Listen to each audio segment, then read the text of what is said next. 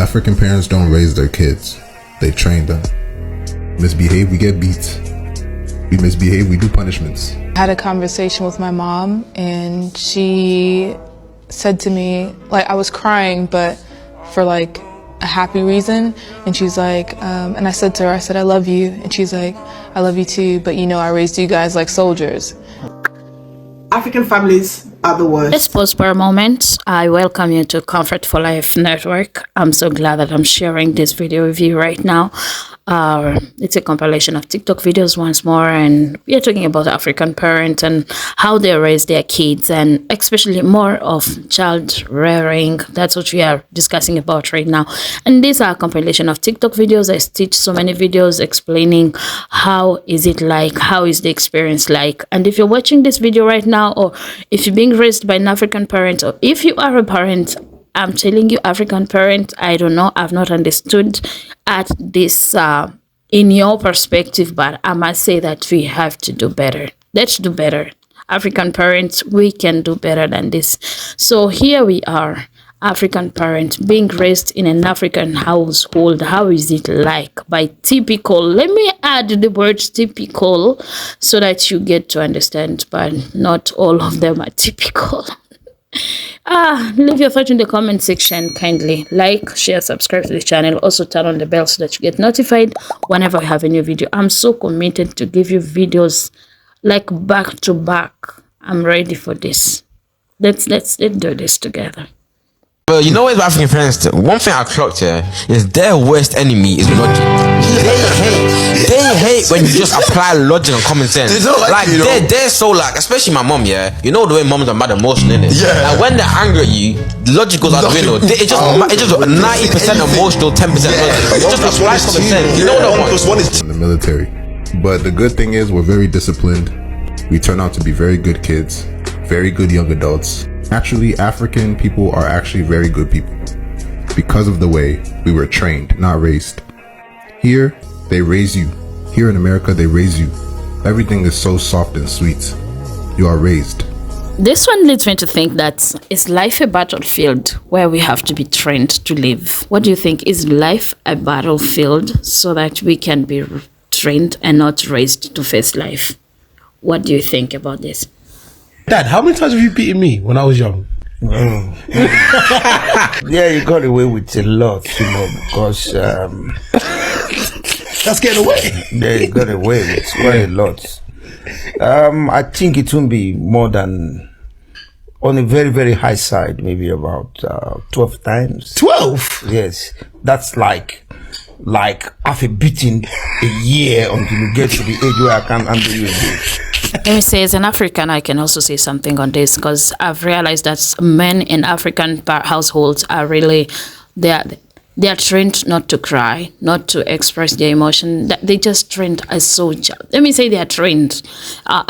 They are like soldiers. And there is this saying in the African community that says that a man has to be strong. A man is not supposed to show their tears.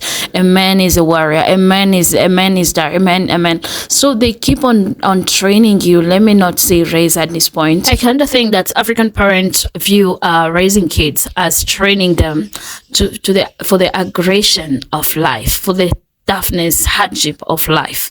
So they make sure, especially men, oh my goodness, these guys enjoy a lot of hardship. And you'll see also how do girls struggle, especially if they're mothers. How do they prepare them? And most of the time when mothers do this to their kids, it's because they want them to, let me say, keep themselves pure, stay away from men. They feel like they're protecting them from men. Let's find an experience of a girl. You see, when I tell you I genuinely do not understand African parents, I mean it.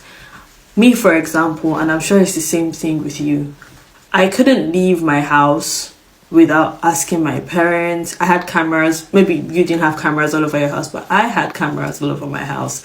I needed a code to leave my estate. When I leave the house and I get the permission, I would tell them what time I presume to get back, and I shouldn't be an hour more than that time. I couldn't drive anywhere. The driver would drive me, or my dad would drive me, or my brother would drive me, but I just couldn't go on my own, basically. Then it was time for school. I get shipped, not to another country, no wait, not to another county, not to another state, not to another country, but to another continent. Okay, so the sun has run away, but anyways, my skin is still looking good.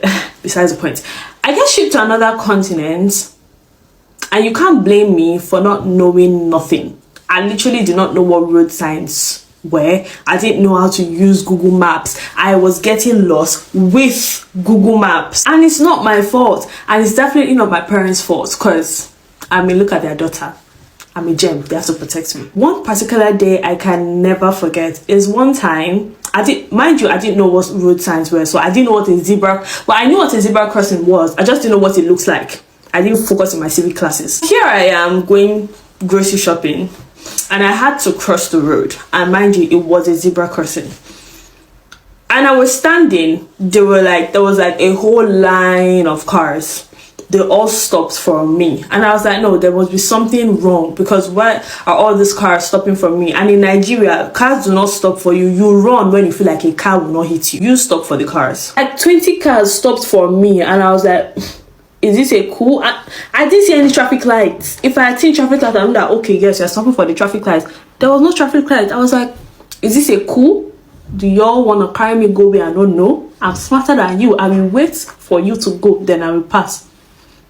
Imagine, I was waiting, the cars were waiting. I was waiting, the cars were waiting. And as if they all planned it. After like 10 seconds, all of them just started honking. Boom, boom, boom. For me. People on the road were now staring at me like, is this one okay? Kai, never, ever, ever, ever, ever will I do that to my child. My child must be exposed. What happened to me must not happen to them. Period. I still love your mommy and daddy. African families are the worst. I said it. Do with me what you want, because my mother see my TikTok videos. I am 100% sure my cousin showed her. You know those sort of cousins you have, right? Every post, they're the first to view, even in the first 5 minutes. How they know that you've posted, I don't know. But you never see one like or one comment. Now, all of a sudden, your father is calling me, telling me your mommy said this, your mommy said that. Next thing, my mom is seeing the videos. How? At this point, it's me against an entire bunch of families, and my mom does not understand. You are the one taking your own family matter and spreading it out to everybody. Now, you have invited people I haven't even spoken to. My cousin's father called me. He was one of the people that called me, and I have not spoken to him in years. So now all of a sudden he has a say in what I'm doing. And you know what?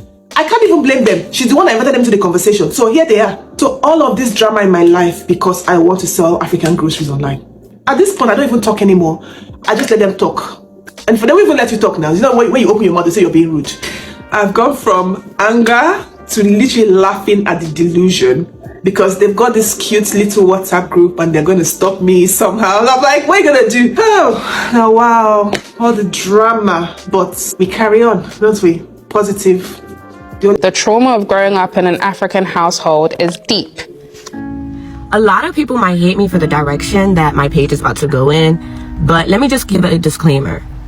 A lot of Africans have really, really great self-esteem, like really, really great self-esteem. On the outside, they look well put together. But on the inside, they appear to look well, you know, a doctor, lawyer, but on the inside, a lot of them are choking. This trying to make stuff better. Sit down. Mama, don't do that. Sit down. Trying to explain to a black parent how they traumatized you as a child, I don't know how to describe that. It's a losing battle at this point. Like, their favorite one is, I did the best that I could with what I could. That may be so, but it also may be so that your best was not good enough for that child. And that is fine. They are just telling you what you did and how it affected them. With black parents, they feel like everything that they say is just so. Like, there's no arguments, you can't speak. But what they fail to realize is that kids have opinions and kids can also be right. You would be surprised how much you can learn from a child. Like, that is the most toxic ideology in the black community amongst parents. I think explaining the outcome is the hardest part, because most African parents believe that everything bad comes from the devil. So believing that how you treat your child can define how they will react later in life, it's not there. This is what is freaking, like, it's hard to understand this. It's hard, and I don't know how this can sink into Okay, y'all, why do these new age kids want to sit in their rooms all freaking? I'm just gonna quote. That's it, not even gonna answer. Are you pregnant? Oh, well, I don't know how you managed to gain even more weight than the last time I seen you. Are you going to the gym with your friend? Well, she's busy. Well, when is she not going to be busy? Like, I know I'm not going to let you go to the gym by yourself, and you can't work out upstairs because you're always too loud, but you need to lose weight somehow. No, you can't walk around the neighborhood by yourself. You're really going to get seconds? You're eating way too much. Are you not going to get any more food? Starving yourself isn't the way to lose weight. You're going to go out the house looking like that? I don't care if sweatpants make you feel decent. You look a hot mess. No one's ever gonna want you looking like that. No one's gonna marry you if you cook like that. I gotta tell somebody, Mom, this, I don't eat up in here. I buy my food out every day. Fucking garbage all up in the damn garbage, but ain't nobody eating shit every damn day. I'm tired of saying the same shit, but everybody fucking grown up in here. But everybody, when you need something, you need a ride. You just said you ain't want to hear. Why you keep opening your fucking mouth, but you can't shut up and listen? Your frequency is you can't shut up for 5 damn minutes. You doing it right here the whole time. Cause you keep opening your mouth. I didn't open my mouth that whole time. You opened your mouth 3 times while I told you to be quiet. I shut up. No, you didn't. 3 times you opened your mouth while I was talking.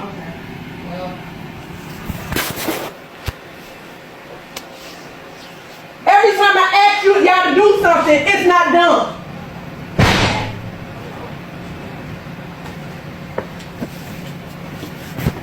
Tell you what, at the end of July, if I tell somebody one more time, I'm going to the courthouse, and I promise you, y'all getting put out of my doggone house. Okay. I'm going to my room. I appreciate your time. Thank you for stopping by. Like, share, subscribe. Don't forget to leave your thoughts. Until we meet again, thank you so much for your precious time spent on this channel. Precious.